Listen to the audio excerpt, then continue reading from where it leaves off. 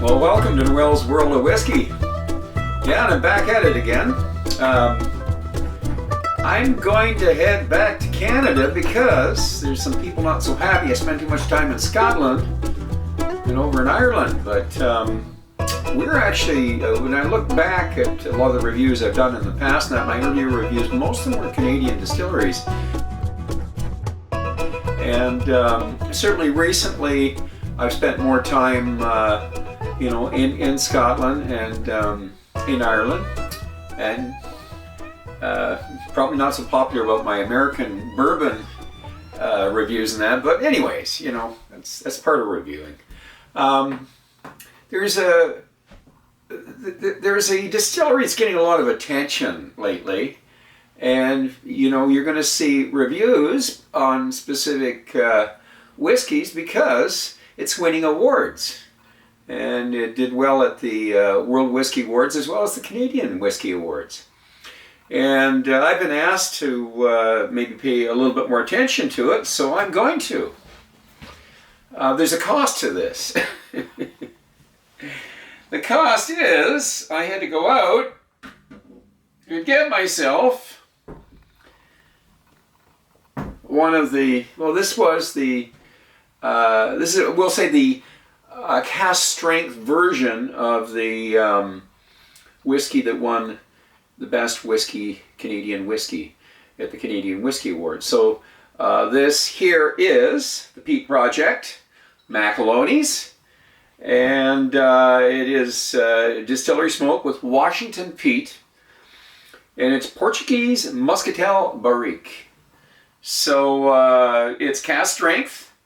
Basically 55%, so there you are. I do have a sample, and it's going to cost me a little bit of this whiskey here, and this is the this guy here is the Sugar Kelp Infused, and it's the Portuguese red wine barrique. So and it's 46%. So this one here, though, I'm going to leave that one. That came from L.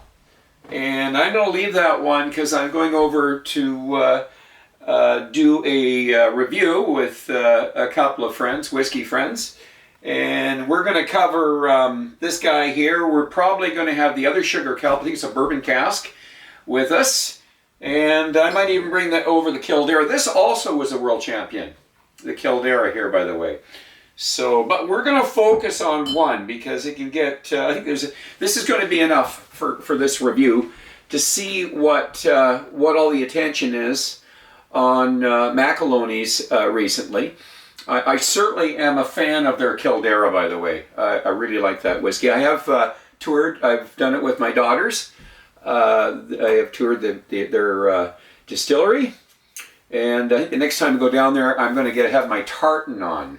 The big thing at Macaloney is you wear your tartan, If you have a tartan, if you've got some Scottish ancestry and you're part of a clan, why not, But anyways, let's talk a little bit about Macaloney's. Now, when I covered Macaloney's, I gave a little history, and it had a pretty good start with the help of, well, let's start off with Gray Macaloney is a Scotsman,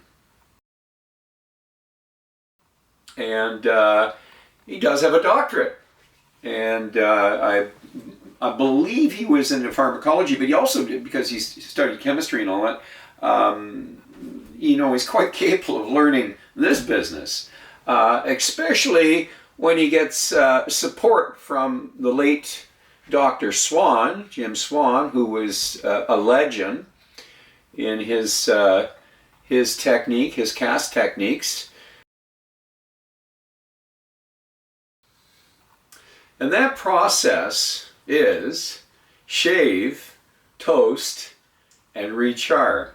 So I've actually got a simple explanation for those of you who don't know what an STR, which Dr. Swan basically, he formalized that, and today it's used a lot. So it says right here that the STR cask process involves the shaving, removing the used surface layer, the old surface layer of those tired casks in, let's say, a sherry or a red wine barrel or whatever.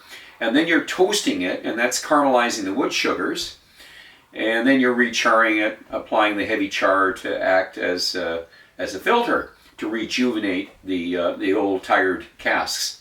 So Dr. Swan was a legend with this process, and he was there to help many distilleries. I mean, Cavalon over in Taiwan, I forget which one it was in India and that, but all over Scotland and even in England and I don't know about Ireland, but certainly I visited some of the distilleries that he had helped. These are usually young distilleries, and they need to be able to get whiskey on the market because it takes so long for whiskey to mature. So his system helped age whiskey faster.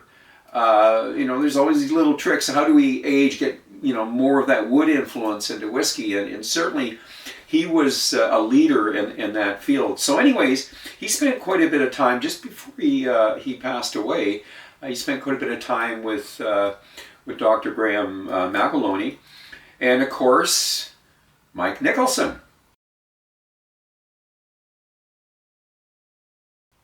who'd worked for umpteen distilleries, pretty much all Diageo distilleries, as I understand, Lagavulin,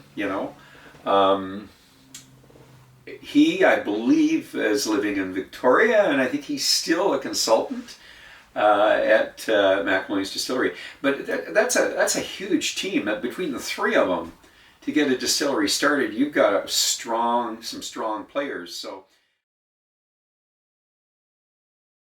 at the rate we're going now, this is taking a little bit longer. So maybe what we'll do is we'll get into this right away. So let's get this bottle open, and that's the first thing we're going to do. I'll grab my knife. Okay, my favorite moment. Let's pull the cork. That's what I like to hear. Oh, I just have to. I'm not getting knocked out with the peat, but I'm smelling definitely the wine, the Moscatel. So let's bring the bottle up. Let's take a look at this bottle. So there you are, the Peat Project. And it is a Moscatel Barrique cask. Okay, we got to take a peek at the box. Now, I don't usually read too much on the box here, but there is a lot of notes on this box.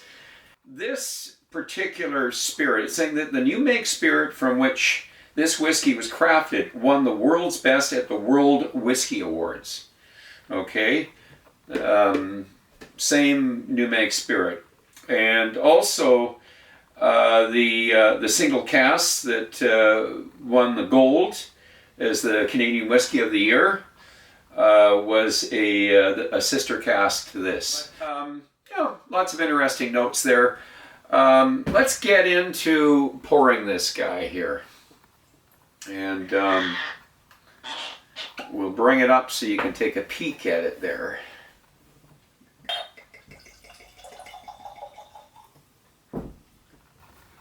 So you can see the legs on it there.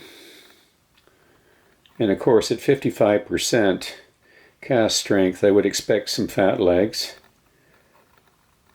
And the color, as you can see, it's about a medium to dark amber color there. And a little bit of body to it there, a little bit on the viscous side there. Okay, we're going to start off with the nose. Now I'm noticing the peat. And it's actually got a little bit of medicinal going on there. if we were identifying with Isla, it would be close to Lagavulin. But then again, it might be closer to a Highland Park up in the Orkneys. Okay, I'm getting the Muscatel. Quite sweet. Citrus notes. And I'm going to say mandarin oranges. So there's a fragrance there. You know, kind of an aromatic fragrance. Some spicy stuff going on. Yeah, it is a nice nose. There's no question about it. That's what I like. Is I love the nose on a cask strength. Let's get into the palate. Solanjva.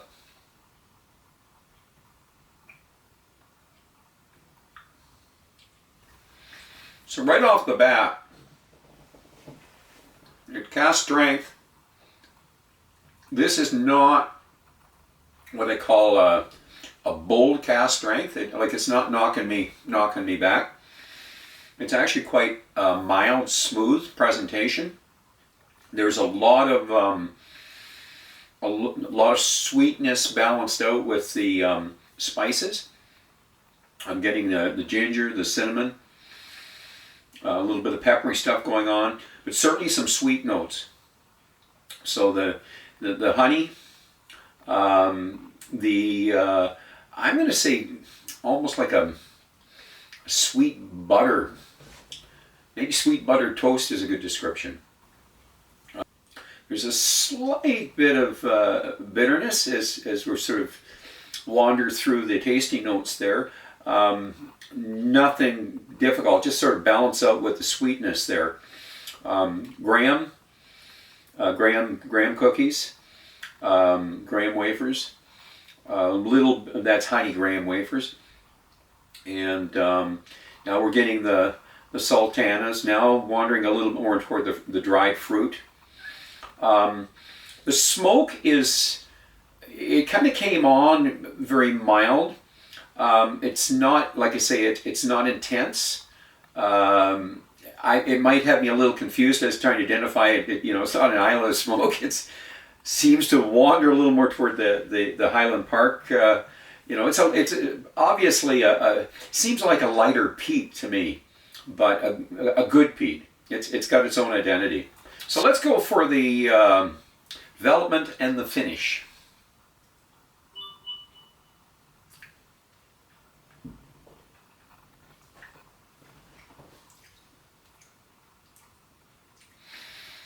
Certainly, this will have a very good finish, but again, I'm going to stay with the peat. It's not an overly intense peat. It's not like this stuff here. It's certainly not like that. The Seawood, Ann's, Diggins, and Fire. That's an 18-year-old, but it's not intense like that. Or even some of the Port Charlottes there. So, but Corey Vacuum, some of the Ardbegs. But more, actually, probably more the approach of a lore or something. A little bit more of a mild approach. But it's 55 ppm though they say so. But it coats my mouth. It's oily, and I'm now really getting the dried fruit and some sweet tart notes coming on. The spices and all that, maybe we'll be talking tobacco, a little bit of the darker peppers, nutmeg and all that stuff, but tobacco is definitely there. Maybe some ash, we eat a lot of ash, but you're going to get ash when you're out in a campfire, mixed in with your hot dog, so. And that's a good analogy right there. It's just there's something meaty about it. So Anyways, I think we should add some water. So far, so good. 55% ppm, though I said it doesn't seem super intense. A couple drops maybe, three or four drops. Okay, with water, give a little bit of nose first here. There's your peat again. And you know, the peat suddenly got a little amplified here. Usually add water there, sometimes it'll go either way. God, now I'm wandering back toward Isla here. And that's just a reflex, I think, because I've done so many Isla whiskey reviews and that, you know, and touring the distilleries and that. And maybe some heather notes here. Wow. Okay. With water, the palate. Cheers. This is Canada.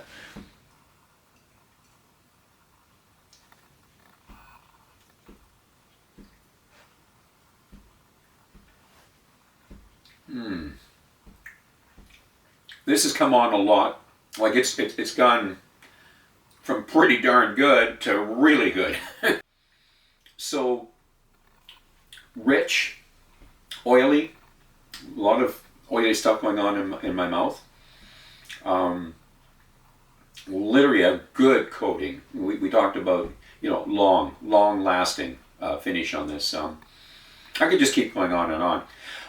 This is definitely an excellent, you know, presentation from Macaloney's. They're actually starting to look a little more on the world class level with whiskeys like this. As I mentioned on the Kildare, by the way, one of my favorites. You know,